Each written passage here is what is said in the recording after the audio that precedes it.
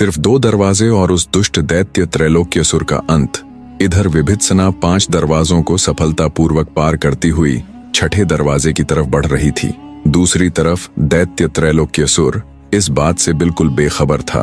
वो तो बस रानी त्रिलोचना द्वारा भेजी गई कुंवारी लड़कियों का लुत्फ उठाने में मग्न था और ख्वाब देख रहा था कि जल्दी ही वो राजकुमारी रुद्रलेखा की बलि देकर तीनों लोकों पर राज करने वाला सबसे शक्तिशाली असुर बन जाएगा। वो काली अमावस की अशुभ रात्रि आने में सिर्फ 2 ही दिन शेष बचे थे। अरण्यपुर की जनता त्राही त्राही कर रही थी, क्योंकि रानी त्रिलोचना अब बेखौफ होकर प्रजा पर अत्याचार कर रही थी। उसने अपने सैनिकों को पूरी छूट दी हुई थी कि उन्हें जहां कहीं कुंवारी सुंदर लड़की दिखाई दे उसे उठाओ और भेज दो उस दुष्ट दैत्य के पास उसका आहार बनाकर। रानी त्रिलोचना को पूर्ण विश्वास हो चुका था कि राजकुमारी रुद्रलेखा के साथ साथ महासेनापति विभित्सना भी अब तक मर मिट चुकी होगी। उधर उस दुष्ट दैत्य त्रैलोक्यसुर के साए में रहते हुए राजकुमारी रुद्रलेखा का एक एक पल सदियों के बराबर बीत रहा था। पर अब भी उसके अंदर कहीं किसी कोने में ये आस बची थी कि उसकी सखी विभित्सना कैसे भी करके उसे इस दुष्ट दैत्य के चंगुल से छुड़वा लेगी। पर हर गुजरते पल, हर गुजरते क्षण, हर गुजरते दिन के साथ उस बेचारी की उम्मीद दम तोड़ती जा रही थी। 5वें दरवाजे को पार कर विभित्सना छठे दरवाजे के पास जाकर भी अपने वही शब्द दोहराती है, पता जादुई दरवाजे, क्या है तेरी गुत्थी? कोई सवाल जवाब या फिर अन्य कुछ। विभित्सना के इतना कहने पर छठा दरवाजा भी उसे एक कहानी सुनानी प्रारंभ करता है। सुनो लड़की, ये कहानी एक ऐसे दुखियारे पति की है जिसकी पत्नी अत्यंत ही रूपवान थी। उसकी सुंदरता ऐसी थी कि बड़े से बड़ा ऋषि मुनि भी उसको क्षण भर के लिए देख ले तो तुरंत अपनी तप साधना त्याग कर उस सुंदरी के साथ एक साधारण सा सांसारिक जीवन जीने को उद्यत हो जाए। पर कहते हैं ना, अति चाहे किसी भी चीज की हो वो बुरी ही होती है। ऐसा ही बेचारे धर्मदत्त के साथ हुआ। उसकी पत्नी का जरूरत से ज्यादा रूपवान होना ही उसके लिए अभिशाप बन गया। धर्मदत्त अपनी उस लावण्यवती पत्नी के साथ बड़े ही सुख के साथ अपना जीवन व्यतीत कर रहा था। एक रात वो अपनी पत्नी के साथ छत पर सोया हुआ था। आधी रात का वक्त था। संयोगवश उसी समय आकाश से उड़ता हुआ एक इच्छाधारी विद्याधर उधर से निकला। इच्छाधारी विद्याधर अर्थात सर्वत्र जादुई विद्याओं में निपुण मनुष्य जो हर तरह का रूप बदलने में सक्षम हो। विद्याधर ने जब पति के पास सोई हुई लावण्यवती को देखा, जिसके वस्त्र थोड़े खिसक गए थे और उसके अंगों की सुंदरता झलक रही थी, तो उसकी सुंदरता देखकर वो उस पर तुरंत आसक्त हो गया। कामेच्छा में अंधे उस दुष्ट निशाचर ने सोई हुई लावण्यवती को उठा लिया और आकाश में उड़ गया। क्षण भर बाद ही जब धर्मदत्त की आंख खुली तो अपनी पत्नी को अपने स्थान से गायब पाकर वो घबरा उठा। सोचा, इतनी रात को वो कहाँ चली गई? क्या मुझसे नाराज हो गई अथवा कहीं छिपकर मेरे मनोभाव जानने के लिए मेरे साथ परिहास कर रही है? ऐसी अनेक शंकाओं से विकल होकर वह रात में महल, अटारी और दूसरी छतों पर जहां तहां उसे खोजने लगा। घर और बगीचे में ढूंढने के पश्चात भी जब लावण्यवती नहीं मिली, तब अत्यंत दुखी होकर वह आंखों में आंसू भरकर जोर जोर से विलाप करने लगा। हे चंद्रबिंब बदने, हे ज्योत्सना गौरी, हे प्रिय, मुझे छोड़कर कहाँ चली गई तुम? जैसे तैसे रोते बिलखते उसने रात काटी। सवेरा हुआ तो सूर्य ने अपनी किरणों से संसार का अंधकार तो नष्ट कर दिया, किंतु धर्मदत्त का महाअंधकार तो ज्यों का त्यों था। उसके रोने बिलखने की आवाज सुन आसपास के लोग और स्वजन भी एकत्रित हो गए और उसे सांत्वना देने लगे। पर धर्मदत्त तो पागल सा हुआ, इधर उधर घूमते हुए विलाप करता हुआ कहता जा रहा था, वह यहाँ बैठी थी, यहाँ उसने श्रृंगार किया था, यहाँ उसने स्नान किया था और यहाँ उसने विहार किया था। उसके इस प्रकार विलाप करने पर उसके मित्र एवं हितैषियों ने उसे समझाया, वह मरी तो नहीं है, फिर तुम इतना रो रो कर क्यों बेहाल हो रहे हो? तुम जीवित रहोगे तो कभी न कभी उसे अवश्य ही कहीं पालोगे, इसलिए धीरज रखकर अपनी प्रियतमा की खोज करो, उसे ढूंढो, वो अवश्य ही तुम्हें मिल जाएगी। मित्रों, हितैषियों ने जब उसे इस प्रकार समझाया बुझाया, तब कुछ दिनों तक बड़ी कठिनाई से वह किसी प्रकार धैर्य धारण कर सका। पर उसका कहीं भी कोई अता पता नहीं चला। तो उसने सोचा, मैं अपना सब कुछ ब्राह्मणों को दान करके भूले भटके से हुए अपने सभी पापों को नष्ट कर दूंगा और हर जगह उसकी खोज करूंगा। ऐसा सोचकर वह उठा और स्नानादि से निवृत्त हुआ। अगले दिन उसने यज्ञ में ब्राह्मणों को विविध प्रकार का अन्नपान कराया और अपना समस्त धन उन्हें दान दे दिया और अपनी प्रिया को पाने की इच्छा से तीर्थों का भ्रमण करने के लिए निकल पड़ा। उन दिनों भयानक ग्रीष्म ऋतु चल रही थी, जिससे हर तरफ भयंकर गर्मी और अत्यंत गर्म हवाएं चल रही थीं। कड़कड़ाती धूप से जलाशयों का पानी भी सूख चुका था। उस भयंकर गर्मी में भी धूप और गर्मी से बेहाल होता हुआ धर्मदत्त अपनी पत्नी को ढूंढता हुआ इधर उधर भटकता फिर रहा था। भूख प्यास से व्याकुल होकर धर्मदत्त घूमता घामता ऐसे ही किसी गांव में जा पहुंचा। वहां पद्मनाभ नाम का एक ब्राह्मण यज्ञ कर रहा था। धर्मदत्त भोजन की इच्छा से उसके घर पहुंचा। उस घर के अंदर उसने बहुत से ब्राह्मणों को भोजन करते देखा। वह दरवाजे की चौखट पकड़कर बिना कुछ बोले चाले चुपचाप वहां खड़ा हो गया। यज्ञ करने वाले उस ब्राह्मण पद्मनाभ की पत्नी ने जब उसे ऐसी अवस्था में देखा तब उसे बड़ी दया आई। उसने सोचा, हे मेरे प्रभु, यह भूख भी कैसी बलवती होती है, भूख से व्याकुल होकर कैसे द्वार पर सिर झुकाए खड़ा है। ऐसा सोचकर वह साध्वी घी और शक्कर के साथ पकी हुई खीर उसके लिए ले आई और खीर का पात्र उसे नम्रता पूर्वक देती हुई वह बोली, कहीं किसी तालाब के तट पर जाकर तुम इसे खा लो। यह जगह तो ब्राह्मणों के भोजन के कारण अब झूठी हो गई है, ऐसा ही करूंगा। कहकर धर्मदत्त ने अन्न का वह पात्र ले लिया। फिर पास ही के स्थित एक तालाब किनारे जाकर उसने उस पात्र को वट वृक्ष के नीचे रख दिया और उस तालाब में हाथ पैर धोकर जब उस खीर को खाने ही जा रहा था कि इसी बीच एक बाज आकर उस वृक्ष पर बैठ गया। उस बाज ने अपने दोनों पंजों में एक काले सर्प को पकड़ रखा था। बाज जिस सर्प को पकड़कर लाया था वह मर चुका था, किंतु उसके मुख से जहरीली राल टपक रही थी। वह राल वृक्ष के नीचे रखे उस अन्न पात्र में भी जा गिरी। धर्मदत्त ने इस सब पर ध्यान नहीं दिया और उस खीर को खा लिया। क्षणोपरांत ही वह विष की वेदना से तड़पने लगा। सोचा, जब विधाता ही प्रतिकूल हो जाता है तब सब कुछ ही प्रतिकूल हो जाता है, इसीलिए दूध, घी और शक्कर से बनी हुई यह खीर भी मेरे लिए विषैली हो गई। यह सोचकर गिरता पड़ता वह यज्ञ करने वाले उस ब्राह्मण के घर जा पहुंचा और उसकी पत्नी से बोला, देवी, तुम्हारी दी हुई खीर से मुझे जहर चढ़ गया है, अतः कृपा करके किसी ऐसे आदमी को शीघ्र बुलाओ जो जहर उतार सकता हो, अन्यथा तुम्हें ब्रह्म हत्या का पाप लगेगा। यह कहते ही धर्मदत्त की आंखें उतर गईं और उसके प्राण निकल गए। वह साध्वी भाव विह्वल होकर सिर्फ इतना ही कह पाई, अरे यह क्या हुआ।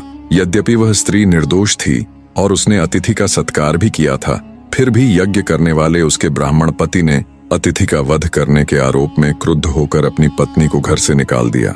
उस साध्वी ने यद्यपि उचित कार्य किया था, फिर भी उसे झूठा कलंक लगा और उसकी अवमानना हुई, इसलिए वह तपस्या करने के लिए किसी तीर्थ स्नान को चली गई।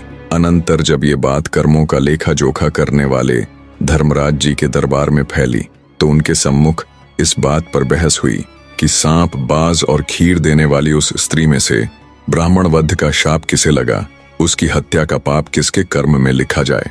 पर हर तरह के वाद विवाद और तर्क वितर्कों के बाद भी कोई निर्णय नहीं हो सका। इतनी कथा कहता हुआ छठा दरवाजा विभित्सना से बोला, धर्मराज जी तो इस बात का निर्णय न ले सके, अब तुम ही बताओ लड़की कि ब्राह्मण हत्या का दोष किस पर लगेगा। दरवाजे की बात सुन कुछ देर तक बड़ा ही गहरा चिंतन करने के बाद विभित्सना बोली, हे दरवाजे, सर्प को तो वह पाप लग ही नहीं सकता, क्योंकि वह तो स्वयं ही विवश था। उसका शत्रु बाज उसे खाने के लिए ले जा रहा था। बाज को भी दोषी नहीं ठहरा सकते, क्योंकि वो उस सर्प को अपने भोजन रूप में ही लेकर आया था। और खीर देने वाली उस ब्राह्मणी का भी कोई दोष नहीं था, क्योंकि वह धर्म में अनुराग रखती थी और उसने अतिथि धर्म का पालन करते हुए खीर को शुद्ध समझकर ही धर्मदत्त को खाने के लिए पात्र दिया था।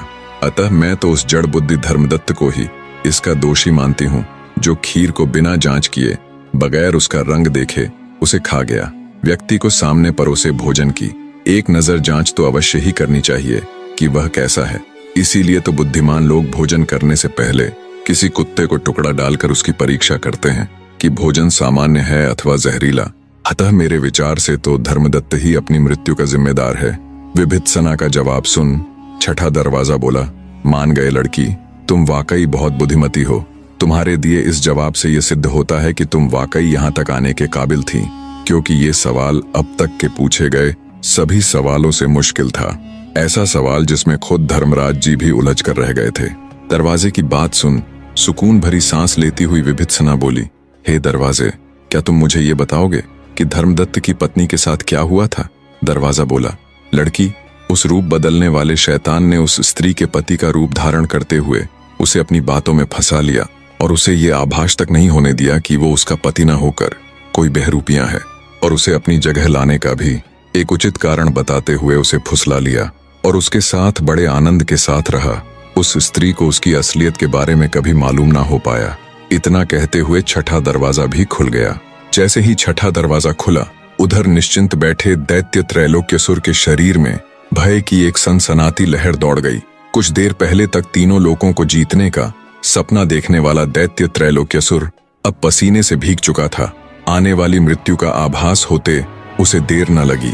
तुरंत उसके दिमाग में विचार घर कर गया कि हो ना हो कोई तो है जो उस तोते के बहुत करीब पहुंच चुका है, जिसके अंदर उसके प्राण हैं। उसे क्या पता था कि जिस विभित्सना को मरा समझकर उसने छोड़ दिया था, वही अब उसकी मृत्यु का कारण बनने से सिर्फ एक कदम दूर है। मारे भय के आनन फानन में वो दुष्ट दैत्य तुरंत पूरी तेजी के साथ तोते की तरफ रवाना हो जाता है। इधर विभित्सना छठे दरवाजे को पार करते हुए मुनि अंगिरा का ध्यान करते हुए उस दुष्ट दैत्य त्रैलोक्यसुर की स्मृति को याद करती है, जिससे कुछ ही पल में उसने उस दुष्ट दैत्य त्रैलोक्यसुर का रूप धारण कर लिया। दैत्य के रूप में जब विभित्सना सातवें यानी आखिरी दरवाजे के समक्ष पहुंचती है, तो सातवां दरवाजा विभित्सना को दैत्य त्रैलोक्यसुर समझकर तुरंत धड़ धड़ करता हुआ खुल जाता है। आखिरकार उस आखिरी दरवाजे को पार करती हुई विभित्सना उस तोते तक पहुंच ही जाती है।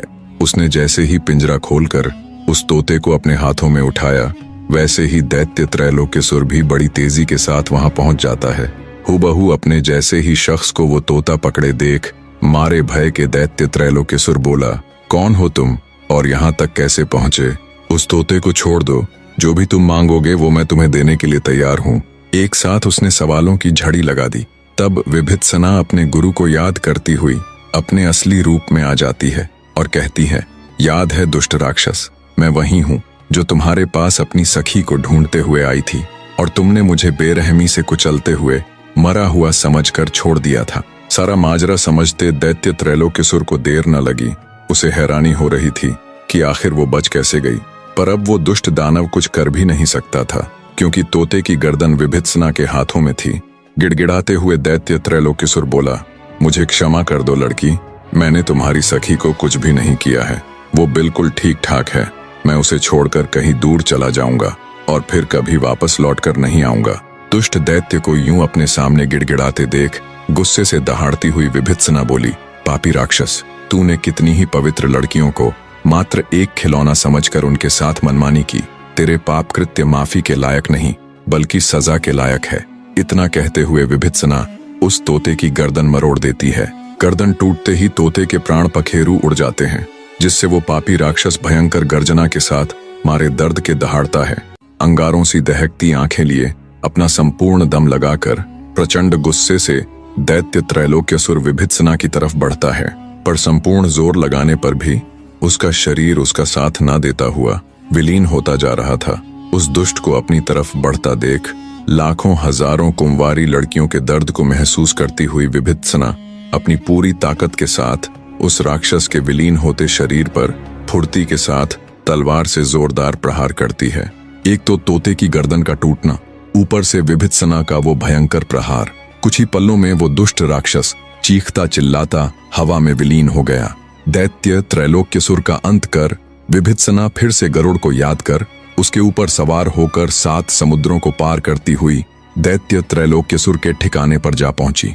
विभित्सना जब श्मशान में बने उसके ठिकाने पर जाती है तो अंदर का दृश्य देख उसके आश्चर्य की सीमा नहीं रहती। लाखों हजारों पवित्र कुंवारी कन्या उस दुष्ट की कैद में थी। विभित्सना जब जोर से अपनी सखी राजकुमारी रुद्रलेखा को पुकारती है तो कमजोर शरीर के साथ राजकुमारी रुद्रलेखा उन लड़कियों के बीच से धीरे धीरे चलती हुई विभित्सना के पास आती है और कहती है, मुझे पता था तुम मुझे लेने जरूर आओगी। इतना कहते ही वो बेहोश हो जाती है। उन लाखों हजारों लड़कियों को कैद से आजाद कर अपनी सखी को ले विभित्सना फिर से आचार्य काश्यपंत के आश्रम जाती है। उसे सही सलामत राजकुमारी के साथ लौटा देख आचार्य काश्यपंत और मुनि अंगिरा उसकी पीठ थपथपाते हुए कहते हैं, बहुत खूब बेटी, उस दुष्ट दैत्य के अंत के साथ तुमने असंभव को भी संभव कर दिखाया। कुछ दिनों के बाद जब राजकुमारी रुद्रलेखा पूरी तरह स्वस्थ हो जाती है तो विभित्सना और वो दोनों अपने गुरुओं का आशीर्वाद लेकर वापस अरण्यपुर की तरफ चल पड़ती है। राजकुमारी रुद्रलेखा और महासेनापति विभीषणा जब अपने राज्य लौटती है तो उन्हें बिल्कुल सही सलामत देख प्रजा की खुशी का कोई ठिकाना नहीं था। रानी त्रिलोचना के अत्याचारों से दुखी प्रजा को अब अपनी राजकुमारी और महासेनापति विभीषणा फिर से मिल चुकी थी। राजकुमारी के सही सलामत वापस आने की खबर से रानी त्रिलोचना के पैरों नीचे से जमीन खिसक जाती है।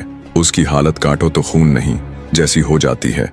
राजकुमारी सिपाहियों को आदेश देकर तुरंत उस घिनौनी रानी को काल कोठरी में बंद करने का हुक्म देते हुए कहती है, मृत्यु की सजा तेरे लिए बहुत कम होगी। तू ताउम्र काल कोठरी में सड़कर मरे, यही तेरे कर्मों की असली सजा है। आदेश पाते ही सिपाही तुरंत रानी त्रिलोचना को पकड़कर ले जाते हैं। हंसी खुशी राजकुमारी रुद्रलेखा अरण्यपुर के ऊपर राज्य करने लग जाती है।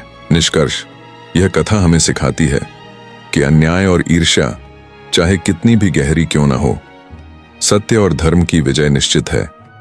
सौतेली मां की दुष्टता और दैत्य त्रैलोक्यसुर की मायावी शक्तियों ने कुछ समय तक जरूर अंधकार फैलाया, परंतु धर्म पर चलने वाली विभीषणा जैसी आत्माएं उस अंधकार को मिटाने के लिए जन्म लेती हैं।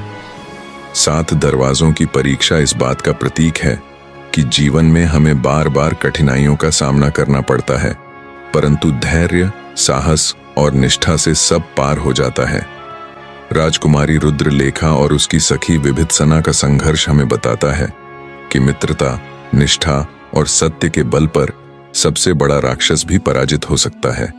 यह कहानी याद दिलाती है कि रात कितनी भी लंबी क्यों न हो, सवेरा अवश्य होता है, और जब सवेरा होता है तो न्याय, सत्य और धर्म ही अंतिम रूप से विजयी होते हैं। और यही जीवन का शाश्वत संदेश भी है कि अंधकार अस्थायी होता है और प्रकाश शाश्वत। कहानी कैसी लगी? कमेंट करके अपनी राय जरूर दीजिएगा। मिलते हो जल्दी ही एक नई और अनोखी कहानी के साथ। इस बार की कहानी कुछ हट कर आएगी। एक बार फिर से कहानी में अंत तक बने रहने के लिए आप सबका तहे दिल से धन्यवाद। मेरे